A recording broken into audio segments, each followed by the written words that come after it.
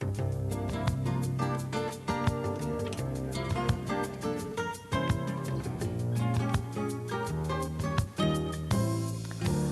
my name is Patty McGarrahan, and I'm here to host the show called The Mind's Eye. Today, I have a guest with me named Miss.Daisy, and I've worked with her for over 22 years, and she has many, many years experience as a psychic medium, and she has helped many, many people in our state, as well as Massachusetts and Connecticut. And I would like to welcome Miss.Daisy to the show. Thank you. Thank you for having me. Yes.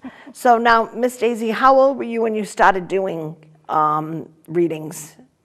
Well, I started as a little child.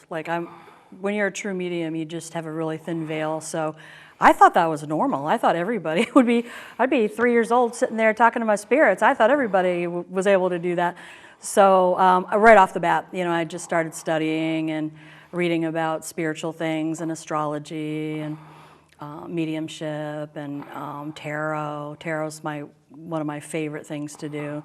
So actively doing readings, I would say I was probably in my late teens when I really started doing a lot of readings. And I thought I was just going to do it on the side just because I had a gift for doing it. And then I got so busy, it really just, God has a plan for everything. It just took over my life. And then I was just working and being in my reading room every day, and there's always new things to learn. I love working in the wellness industry because my primary practice is just having that blessing of being able to talk to spirits and the other side.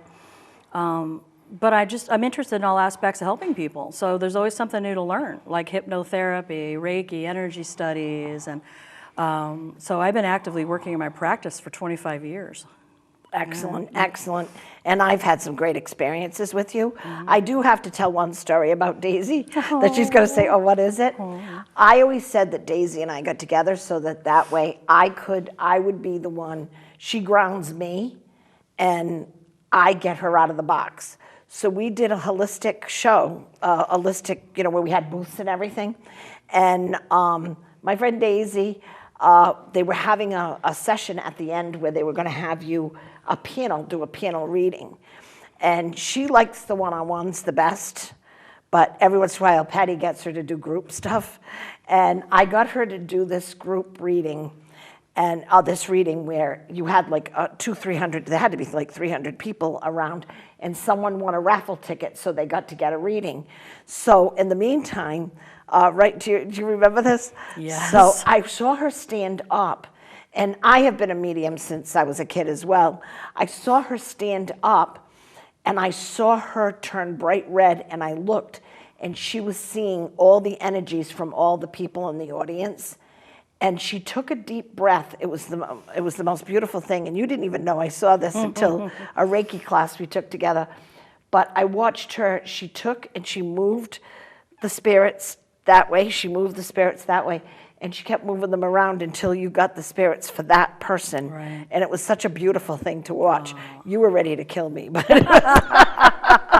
it was a beautiful thing to watch. But that's good because you get me out of my comfort zone. I like to be all nice and cozy in my reading room and just really focusing on one person and in every way I could possibly help them. So it's good to be jolted out of that. Instead of just focusing about one person's entire life, you could give little quick messages and things that might really help somebody to 50 people. So Absolutely. That was a really good lesson for me.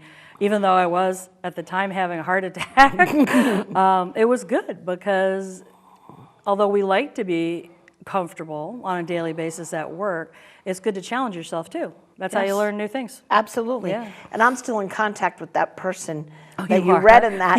And I just heard from him recently and he brought it up. So it was an unforgettable experience. Oh, I love it. Let us know a little bit too, like some of the mediumship stuff, how it heals your clients. Well, everyone is so unique and so specific. I might have someone come in and they were wanting to connect with maybe their brother or sister, but then one of their friends will pop in and give them a message that will really help them in their life, and they weren't really specifically wanting to hear from that person. So I like the aspect of just for somebody to be able to talk to somebody that's crossed over. Maybe somebody who isn't really that spiritual and they're wondering what happened to my husband, what happened to my sister. And to get those messages, it gives them, well, information, and it also gives them hope. Like, wow, maybe this isn't all there is. Okay, just because I can't see the other side doesn't mean that it's not right there. It's just on a different plane. So, I really miss my sister, but when I'm done with all my earthly learnings and adventures, well, I'll get to see her. I'll get to see her when I cross over and go home, and I'll be back with people that I miss so much. And it's so beautiful to see that when I'm reading for someone and they're missing someone so much and they're so upset, and that person right away comes in and is like, hey, I crossed over, my work is done, I want to talk about you, I want to talk about your life. This job that you're in, hey, that's not on your chart, you need to think about your next career. It's very specific to the person. And I just love being able to feel like even one tiny little small thing that I said made a difference in someone's life, even in the smallest possible way. Again, absolutely, absolutely. And do you find that it helps them just knowing that their loved ones are around them and do know what's happening with them? Well, it's comforting. It's comforting because I will never forget this. I had a gentleman come in, and I don't know if I told you this. It was a few years ago, and he came in, it was at the Mindz Eye, and he came in and he sat down, and he looked at me, and he said, Daisy, I feel so alone. I'm gonna get choked up talking about this, because he was like, I feel so alone in this life. And I'm looking at him, and he must have had 500 spirits around him. It was all pretty little shimmery white lights. And it was all his spirit guides, his family, his friends, and all his guides trying to make him feel you're not alone, even though you can't see us. Our energy's right here. And so it's amazing sometimes how somebody can feel so alone, and yet we have thousands of spirits around us every single minute that we're incarnated.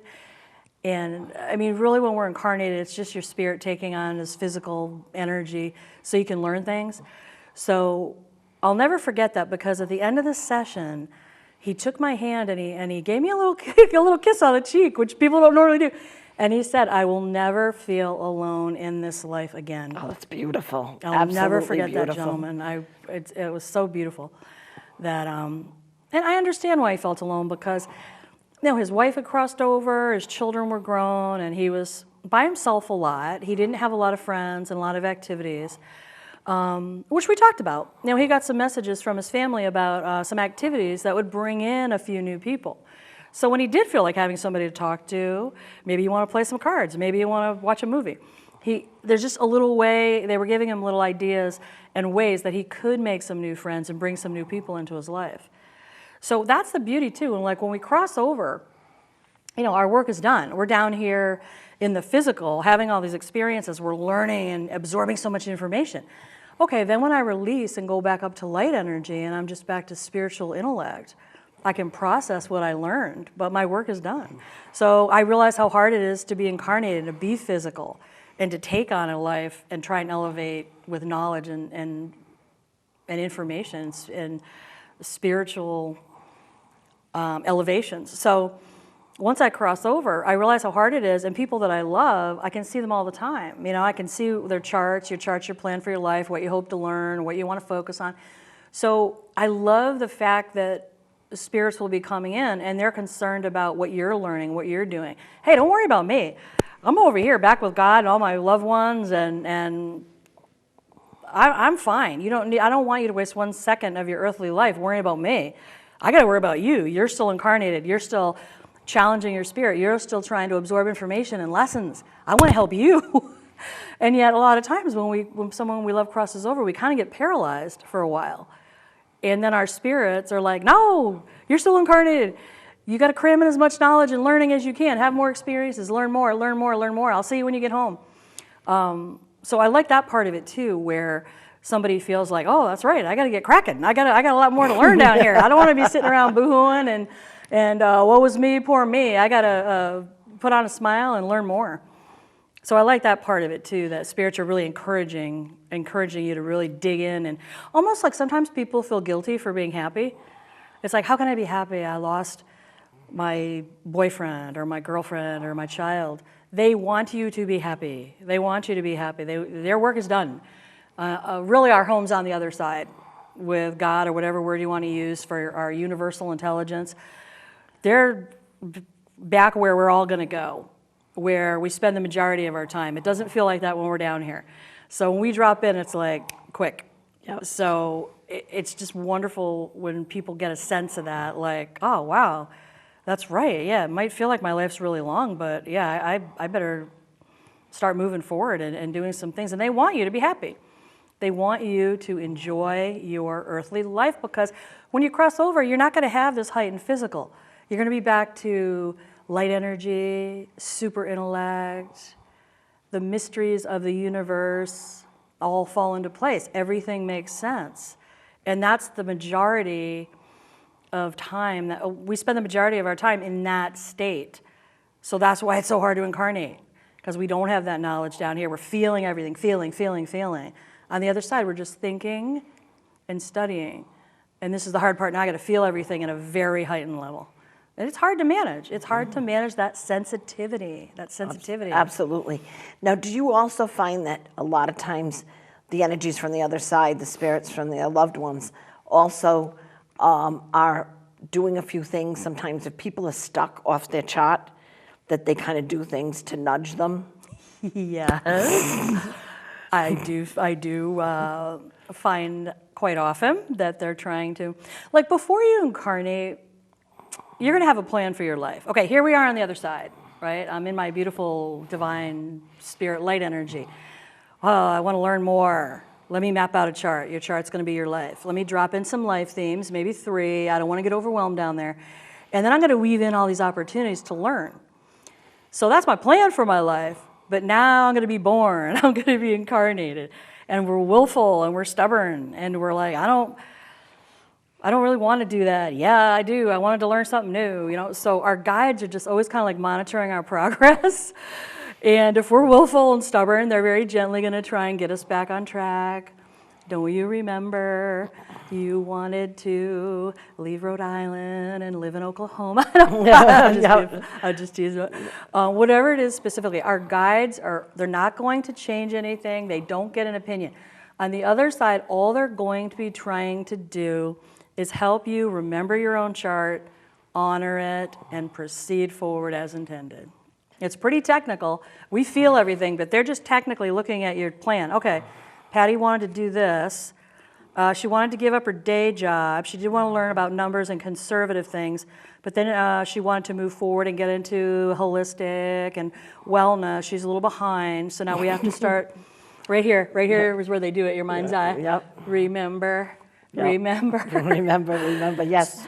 I have a few clients that I have laughed because the circumstances that have come up have been so absurd, but it's moved them out of a rut. Like when they wouldn't get out of a relationship, like the weirdest thing will happen. Do you know what I mean? Right. And I have a relative of mine in particular that all of a sudden her husband decided at 34 to sign up for the service because he thought that was the one thing that his father felt bad that he didn't do. Okay. And so he thought if he did that, it would prolong his father's life.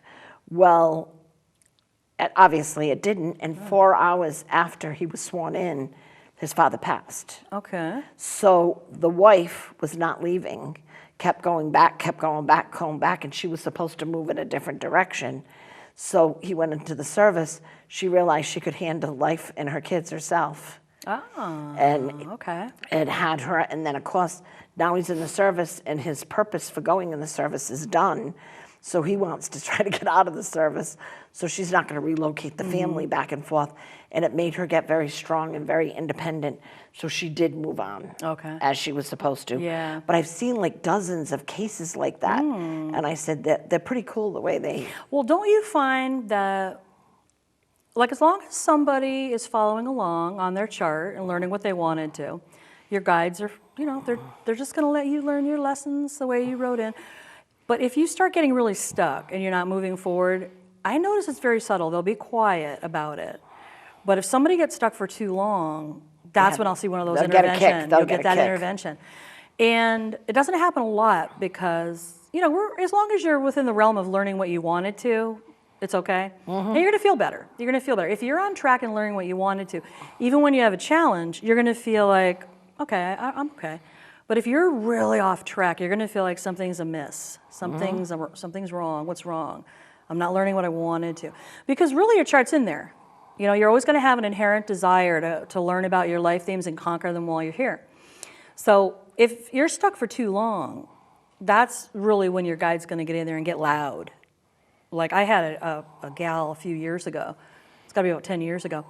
She was in a very negative relationship. It was, she was going to interact with this person, but really it was a model for what wasn't going to work for her. Right. Like, how am I going to allow my spirit to be treated while I'm here? Am I going to allow myself to be treated with disrespect? Am I going to allow myself to not be appreciated for my whole adult life? So it was kind of like just a little episode of learning. It was supposed to be like a little model of what wouldn't work. But we have stubbornness, so she was hanging on and hanging on and hanging on. And then the relationship got pretty abusive. So I remember this like it was yesterday. She came in, because I had been doing some work with her about how to just get stronger and more confidence. And because when you're in an abusive relationship, you get very diminished, and it's insidious. It happens over a long period where you kind of are brainwashed. You feel like you need this person. You really can't make it on your own. And I just saw her spirit getting weaker and weaker, the light. So she came in one day, and I'd only known her for a couple years, but just in that short time, I could see like her getting just diminished, her spirit. So she came in and sat down, and I looked behind her, and I had been talking to one of her guides, and they went like this. Here's her life plan, right? They went like this. I was like, what? I love it. She came home from work, and he was gone. Not a shred of his presence was left. I love it. Clothes, tools, everything. So that's a dramatic intervention. But you know what? Why ramble around down here if I'm not going to learn what I wanted to? She already learned what she wanted to in this relationship. And so we have real high-level guides. First level is your family, friends, people you know, and then your high council. Man, her high council came in and said, no, right off her chart. Love it. I found out that he went out west. He was secretly talking to someone else out west, and he wound up moving out there and, of course, trying to take advantage of this person. But that was their way of getting him out of her life because she wasn't going to do it on her own. She wasn't going to do it. So they had to get in there and say, you know what? You're a beautiful, kind, compassionate, loving person, and we're going to help you out. We're going to help you out. And it worked. And it worked. She's doing very well. She's doing very well to this day. Another thing I wanted to talk about a little bit was just tarot, the tarot part of it. Now, do you find, I have found that a lot of times, not all of them, but there's a portion of my clientele that come in, and it's so exciting for me to read because it's getting ready to open up the light at the end of the tunnel. They've had hard times, and they can feel change coming, but it's not happening. Right. So they book an appointment, and you get to see the tunnel opening up for them. Isn't that? I love it. That's my favorite I love it when I see something like that. Well, I love tarot, and I've been reading cards since I was a baby. So tarot, there's a reason why tarot's been around for thousands of years, because it works. If you have to study for a long time before you're going to do a real storytelling tarot. But when you study and really understand tarot, you can be doing a reading for somebody, and you can tell a story about that person's life. And you can do like an overview of their whole life. You can go section by section, what's coming up, what's next. And it's fun for little specific things. Like, is that boy going to ask me to the prom? Or, you know what I mean? Yep. So it doesn't always have to be heavy things. It can be lighthearted things. But tarot's so intricate. Like when you're freestyling, that's like you have a kind of agreement with your guides.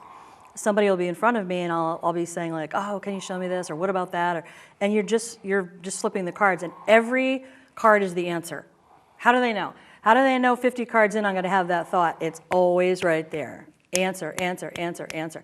So I'll even though I've been reading tarot my whole life, I will continue to love tarot till the day I cross back over because it's so informative. about everyday things, everyday things. I joke that the day it stops amazing me is the day I'll put them away. Oh, because they right. do. I used to do open houses once a week. And when I was doing the open houses once a week, it would amaze me that you would do a reading for someone and then someone else would come in and the trip and the mother and everything are all in the same place and you didn't know they were sisters. And how does the cards, when they shuffle them and they line up like this, the same message, and you'd say it, and all of a sudden they'd be laughing, and because they were going on the trip with the sisters. Right, and the consistency of the cards. You might read for someone, and you don't see that person for 2-3 years, and then they come in. It's going to be the same life story. So, I've had people say that to me, like, I saw you a couple of years ago, and you were talking to me about my life themes and what I kind of wrote in to learn about, and this just happened to me. This just happened to me today. I'm coming from work. She said, I saw you last year, and you were talking to me about this life theme that I'm trying to get a handle on, and you told me the exact same thing today. And I said, well, I should, because if I'm a good tarot card reader and I'm looking at your life, your main themes in your life aren't going to change that much. I mean, the everyday things and opportunities will vary. But if you tell somebody their life theme is to learn about parenting or creative skills or whatever the specific thing is, and then they come back next week and you say, oh, well, you're just trying to learn about finance and numbers. I mean, that's not being consistent. Right. So obviously you really haven't studied and learned how to read the cards. And there should be some consistency in your tarot overview. And they think you remember. Like, we do so many readings and we talk to so many people that, you know what I mean? It's such an overflow that basically I have to remove most of the stuff. And that doesn't mean I won't remember the person. I remember eyes on people more than anything else. But you don't remember the person. You remember the person, but you're not going to remember everything that went on in their life. Right. And they're amazed when you come up, well, that's what you said to me 5 years ago last Tuesday. You know what I mean? Right. And I'm like, oh, cool. Right. You wouldn't be able to keep all that in there. Absolutely. And plus, you wouldn't want to, because in the moment when somebody comes in, and even somebody that I've read for many years, I will know the person, but I really like to be in that moment, because when they sit down, all their guides are there. And I like to be in the moment and see what they're talking about right now. Okay, she got through this section, Daisy, she learned this, and this. And then here comes, okay, this is what's coming up in this next section, probably about 18 months. And so it's great to be in the moment, even if you have a history of someone, a friend, a client friend that you've had for a while, because there's always new opportunities. And it's great to not have any preconceived notions of that person's life or studies, so it's good to kind of release some of that at the end of the day. So you're kind of starting fresh every day with people, even if you know them. Yep, Absolutely. One of the things, too, that I just want to make sure that it's stated out here, one of the reasons Daisy and I are very, very different people. We get our information a little bit different, but a lot of times we get the same information, but we get our information different. We have a lot of clients that bounce back and forth, and it's a riot, because they'll say, oh, Daisy said that, and stuff like that, too. But one of the things is very pro only healthy and healing readings. And we've fought to keep the energy of our space in a beautiful position. Well, I'm glad you brought that up, because when you do what we do, unfortunately, there are people out there that are not authentic in what they're doing. And it places more of a burden on us, because you have your con artists and, oh, give me $1,000 and I'll remove a curse or dark energies. That is so reprehensible that somebody would, under the guise of wellness, of trying to use their abilities to help people, to take advantage of someone's vulnerability for money. I really find that reprehensible. I do too. And so for us, we're white light. Of course, we're going to have challenges in life, and I'm very honest in my readings, but I'm going to talk to you about it, why it's on your chart, what you're going to be learning from it, and how to work through it. I mean, life isn't going to be starlight and roses every day, and we have beautiful times. I mean, life is an incredible mixture of beauty and sadness. So we can celebrate the beauty, and we can help people get through the sadness. That's how I feel. Yep. And I know that I our know, vibe and we have is the white. same vibes. Yeah, the same it's exact positive vibe. white light. You would not lasted with me and Nora what I lasted with you 22 years if we didn't have the same vibes. I do want to let you know that I actually do all the bookings through Daisy, so you would call me or go online on the Mindz Eye, ri.com, to book with her. We have her booked out quite a bit because she's a popular lady. So, but if you do want to, you can get a hold of me either through that, my Facebook page, or whatever, and I can book an appointment with you. She's absolutely terrific, and she's had a fan base for many, many years, and they love our spot.